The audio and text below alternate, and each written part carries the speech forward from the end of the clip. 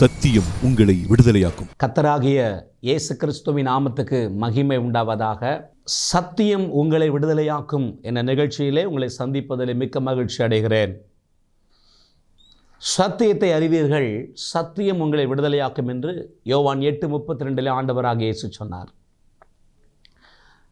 என் ஜனங்கள் அறிவில்லாமையினால சங்காரமாகிறார்கள் என்று ஆண்டவர் சொன்னார். ஏசாயா 5:13 என் ஜனங்கள் அறிவில்லாமையினால் சிறைப்பட்டு போகிறார்கள் என்று அங்கலாய்க்கிறார். ஒரு வெற்றியுள்ள ஜீவியத்தை செய்ய வேண்டுமானால் தேவஜனமே சத்தியத்தை அறியணும், அறிந்து அதன்படி வாழ நம்மை அர்ப்பணிக்க வேண்டும். யோவான் 17:17 சொல்லுகிறது வசனமே சத்தியம். வசனத்திலிருந்து சத்தியங்களை அறிந்து வாழ்க்கையில் அப்பியாசப்படுத்ததா ஒரு வெற்றியுள்ள, ஒரு கண்ணின் நிறைந்த, ஒரு மகிமையான வாழ்க்கையை நம்ம வாழ்ந்து தேவநாமத்தை மகிமைப்படுத்த முடியும். அந்த வரிசையிலே லூக்கா 12:24 மையமாக வைத்து காகங்களை கவனித்து பாருங்கள் என்ற தலைப்பில் நாம் சில அவசியமான சத்தியங்களை கற்றுக்கொண்டு வருகிறோம். ஆண்டவராக இயேசு கிறிஸ்து எளிமையான காரியத்திலிருந்து ஆழமான சத்தியத்தை கற்றுக் கொடுக்கிறவர். அந்த வரிசையிலே காகங்கள் ஒருபோது கவலைப்படுவதில்லை. கவலைப்படாத காகங்கள் என்ற தலைப்பில் வெளியே பார்த்தால் கவலைப்படக்கூடாது என்று சாதாரணமாக சொல்வது போல இருக்கும். ஆனால் சில ஆழமான சத்தியத்தை கற்றுக்கொண்டிருக்கிறோம். இரண்டாவதாக பேழைக்குள் இருந்த காகம் என்ற தலைப்பில் நாம் கர்த்தருடைய வார்த்தையை நாம் கற்றுக்கொண்டு வருகிறோம். ஆதியாகமம் 8வது அதிகாரம் 6வது 7வது வசனத்திலே பேழைக்குள் இருந்த காகம் என்ற தலைப்பிலே சத்தியத்தை கற்றுக்கொண்டு வருகிறோம். முதலாவதாக பேழையை கிறிஸ்துவின் இரத்தத்தால் சம்பாதிக்கப்பட்ட சபைக்கு அடையாளமாக வைத்து ஒரு திருச்சபையின் மேன்மை குறித்து அறிந்து கொண்டோம்.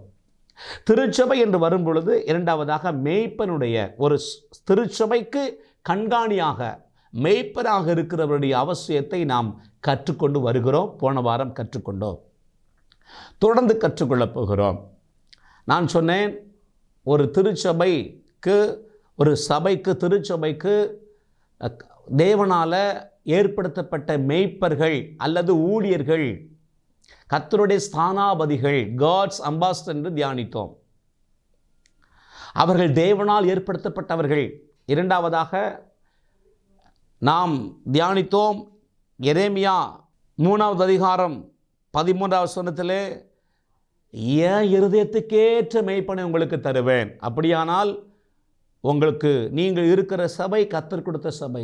தேவன் உங்களுக்கென்று கொடுத்த மேய்ப்பன், அவர் இருதயத்துக்கென்று கொடுத்த மேய்ப்பன். ஆகவே ஒரு நாளும் ஒருபோதும் உங்களுடைய அவருடைய விருப்பத்துக்கேற்ற மேய்ப்பர்களை நீங்கள் சூஸ் பண்ணி வாழ்க்கையை தொலைத்து விடக்கூடாது என்று கடந்த நாட்களிலே காரியங்களை கற்றுக்கொண்டோம். தொடர்ந்து கற்றுக்கொள்வோம். கர்த்தருடைய ஆவியானவர் நம்மோடு பேசுவாராக. ஏசாயா 44வது அதிகாரம் 26வது வசனத்தில் வாசிக்கிறோம், நான் என் ஊழியக்காரின் வார்த்தையை நிறைவேற்றி என் ஸ்தானாபதிகளின் ஆலோசனைகளை நிறைவேற்றுவேன்.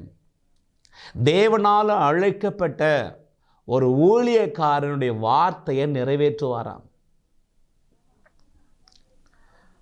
ஒரு ஊழியக்காரர் அல்லது உங்கள் சபையின் மேய்ப்பர், உங்களுக்கு கண்காணியாக வைக்கப்பட்ட உங்கள் லீடர் உங்கள் நிமித்தமாய் சந்தோஷப்பட வேண்டும், மனதார ஆசீர்வதிக்க வேண்டும். ஒரு நாளும் அவர் உள்ளம் துக்கமடையக்கூடிய அளவுக்கு நீங்கள் நடந்துவிடக்கூடாது. மனம் பதறி ஊழியர்கள் வார்த்தைகளை விட்டுவிடாதபடி நடந்து கொள்ள வேண்டும். தேவனால் அழைக்கப்பட்ட உண்மையான தேவ ஊழியர்கள் எவ்வளவுதான் விசுவாசிகள், தேவ பிள்ளைகள் தங்கள் உள்ளத்தை நொறுக்கினாலும் சபிக்க மாட்டார்கள். ஆனால் சில வேளைகளிலே அறியாமல் ஒரு வார்த்தை வந்துவிடுமானால் அது அப்படியே நிறைவேற்றப்பட்டு விடும் என்பதை திட்டமாக தெரிந்து கொள்ளுங்கள். கடந்த நாட்களிலே ஒரு மூத்த ஊழியருடைய பிரசங்கத்தை நான் நேரடியாக ஒரு ஆலயத்தில் உட்கார்ந்து கேட்டேன். அவர் ஒரு சம்பவத்தை சொன்னார்.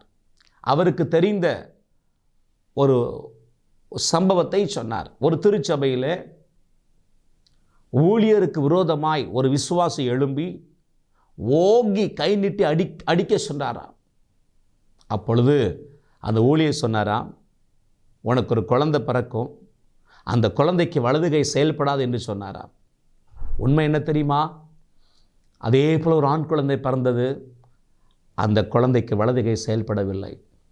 பிள்ளை தூக்கி கொண்டு ஓடோடி வந்தார்கள் ஊழியரிடத்தில். மனக்கசந்து மனக்கதறி மன்னிப்பை கேட்டார்கள். அந்த ஊழியக்காரர் மனதிறங்கி அவர்களை மன்னித்து, அந்த சகோதரன் செய்த செயலை மன்னித்து தேவனிடம் மன்றாடி ஜெபித்தாராம். ஒரு பாட்டில் தேங்காயை கொண்டு வர சொல்லி ஜெபித்ததை தினமும் போட சொன்னாராம். போட போட போட கிராஜுவலாக கொஞ்சம் கொஞ்சமாக அந்த குழந்தையின் வலதுகை செயல்பட ஆரம்பித்ததாம். என் ஊழியக்காரின் வார்த்தையை நான் நிறைவேற்றி, என் ஸ்தானாபதிகளின் வார்த்தையை, ஆலோசனைகளை நிறைவேற்றுவேன். ஒரு ஊழியக்காரன் விசுவாசத்தோடு ஒரு வார்த்தை சொன்னால் கர்த்தர் கண்டிப்பாக நிறைவேற்றுவார். தீர்க்க தரிசனம்தான் சொல்ல வேண்டிய அவசியம் இல்லை. ஏன்னா அவர்கள் தேவனால் அனுப்பப்பட்டவர்கள், அவர்கள் காட்ஸ் அம்பாசடர்ஸ். கர்த்தர் சொல்லுகிறார், என் ஊழியக்காரின் வார்த்தையை நிறைவேற்றி என் ஸ்தானாபதிகளின் ஆலோசனையை நான் நிறைவேற்றுவேன். வார்த்தையை நிலைப்படுத்தி நிறைவேற்றுவேன் என்று சொல்லுகிறார்.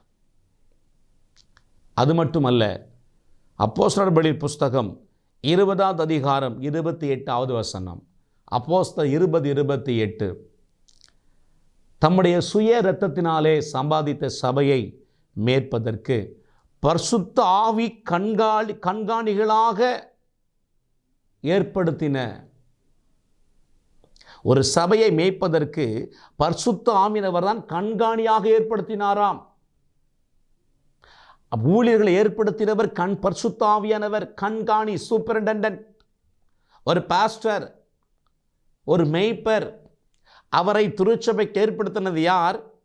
ஒருவேளை சபை தலைவர்கள் அவர்களை அபிஷேகம் பண்ணி வைத்திருக்கலாம். ஆனால் வேதம் சொல்கிறது, தம்முடைய சுய இரத்தத்தினாலே சம்பாதித்து கொண்ட சபையை மேய்ப்பதற்கு பரிசுத்த ஆவி கண்காணிகளாக ஏற்படுத்தின. சோ ஊழியர்கள் தேவனுடைய கண்காணிகள். அதை ஏற்படுத்தினவர் பரிசுத்த ஆவியானவர். அப்படியானால் பரிசுத்த ஆவியானவரால் ஏற்படுத்தப்பட்ட, உங்களுக்கு கொடுக்கப்பட்ட, கண்காணியாக வைக்கப்பட்ட உங்கள் சபையின், திருச்சபையின் மேய்ப்பருக்கு விரோதமாக நீங்கள் எழும்புவீர்களேயானால், முறுமுறுப்பீர்களேயானால், குற்றம் சாட்டுவீர்களேயானால், அவர்களை காயப்படுத்துவீர்களேயானால், அவரை ஏற்படுத்தின பரிசுத்த ஆவியை குற்றப்படுத்துகிறீர்கள், பரிசுத்த ஆவியை காயப்படுத்துகிறீர்கள், அவரை அசட்டை செய்கிறீர்கள், அந்த ஊழியக்காரரை அல்ல. மறுபடியும் சொல்லுகிறேன், ஒவ்வொரு திருச்சபைக்கு கொடுக்கப்பட்ட மேய்ப்பர்கள், ஒவ்வொரு திருச்சபைக்கு கொடுக்கப்பட்ட கண்காணிகள், அவர்களை ஏற்படுத்தினது பரிசுத்த ஆவியானவர் என்று வசனம் சொல்லுகிறது. தேவனால் ஏற்படுத்தப்பட்ட, பரிசுத்த ஆவியானவரால நிலைப்படுத்தப்பட்ட, ஏற்படுத்தப்பட்ட, வைக்கப்பட்ட ஒரு மேய்ப்பனை, ஒரு கண்காணியை குற்றப்படுத்தி, குறை சொல்லி, விரோதமாய் எழும்பி பேசி செயல்படுவீர்களேயானால், நீங்கள் அந்த மேய்ப்பனுக்கு விரோதமாக அல்ல, அந்த மேய்ப்பனை, அந்த கண்காணியை ஏற்படுத்தின பரிசுத்த ஆவியானவருக்கு விரோதமாய் செயல்படுகிறீர்கள்.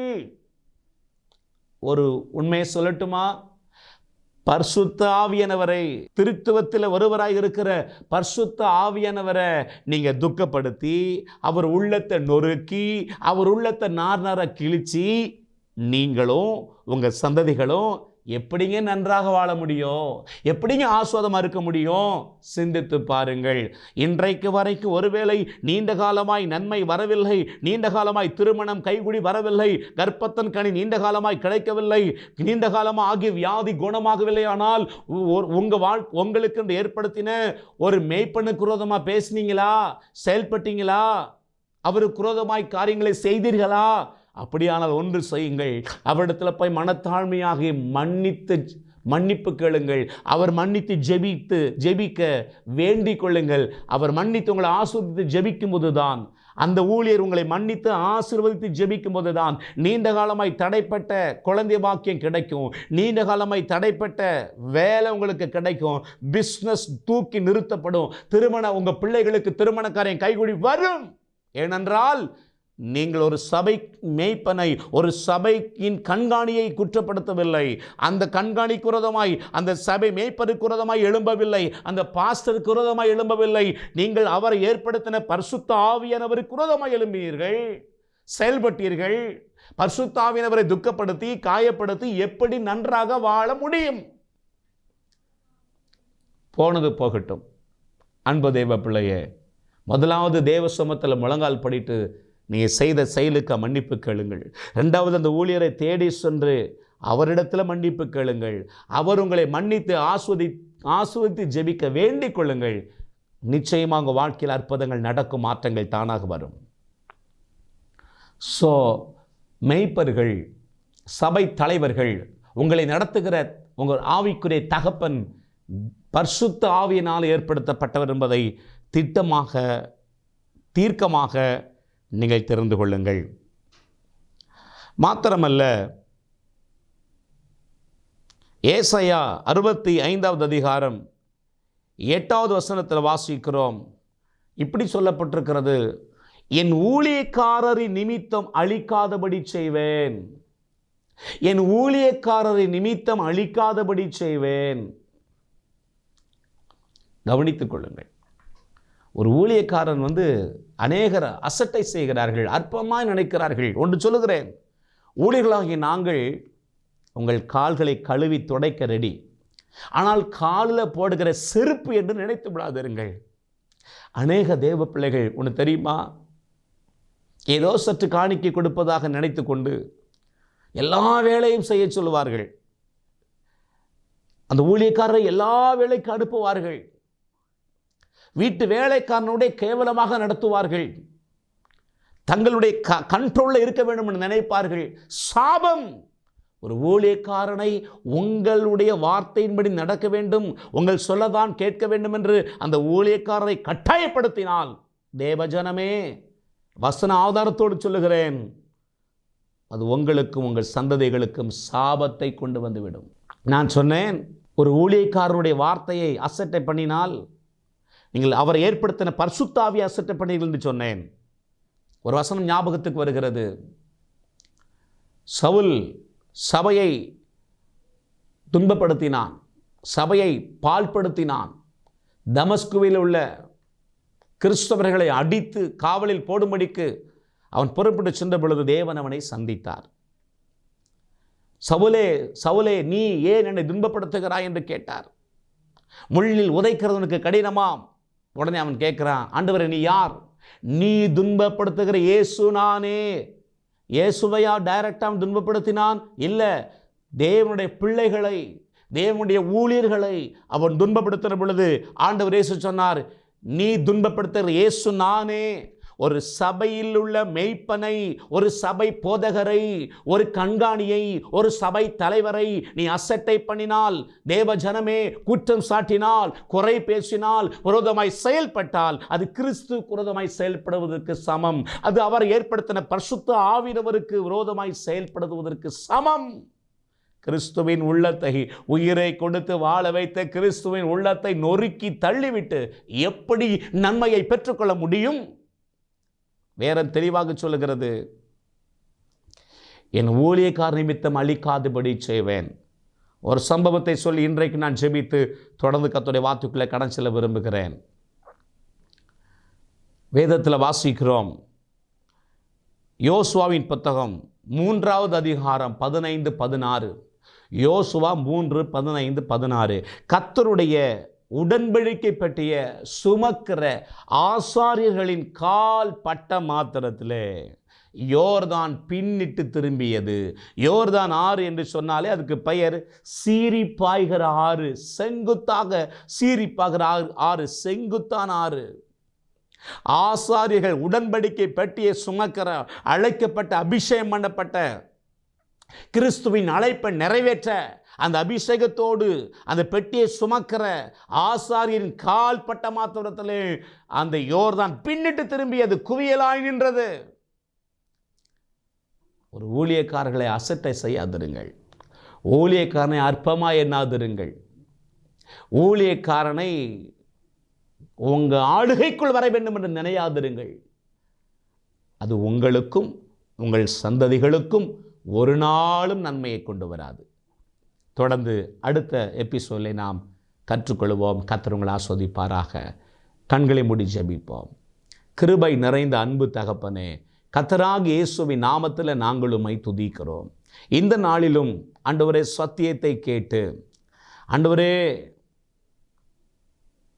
திருச்சபைக்கு விரோதமா, திருச்சபையின் ஊழியருக்கு விரோதமா இதுவரைக்கும் பேசியிருந்தால், செயல்பட்டிருந்தால் ஆண்டவர் அவர்கள் தங்களை தாழ்த்தி மன வருந்தி இனிமேல் அப்படிப்பட்ட காரியங்களை செய்யாதபடி வாழ உதவி செய்யுங்க ஆண்டவரை. வெற்றியுள்ள, கனியுள்ள, நன்மையுள்ள ஒரு வாழ்க்கை வாழ்வதற்கு இந்த காரியம் ஒரு தடையாயிராதபடிக்கு காத்துக்கொள்ளுங்க.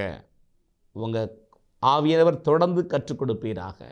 இயேசுவின் நாமத்தில் பிதாவே, ஆமென், ஆமென். God bless you. கர்த்தர் உங்களை ஆசீர்வதிப்பாராக. ஆமென். Pastor S. ராஜேஷ், இயேசுவின் இரத்தக்கோட்டை, நல்ல சமாரியன் ஐக்கிய ஊழியங்கள், 15/272/1, பெரிய செல்வம் நகர், தாளமுத்து நகர் பகுதி, சிலுவைப்பட்டி, தூத்துக்குடி.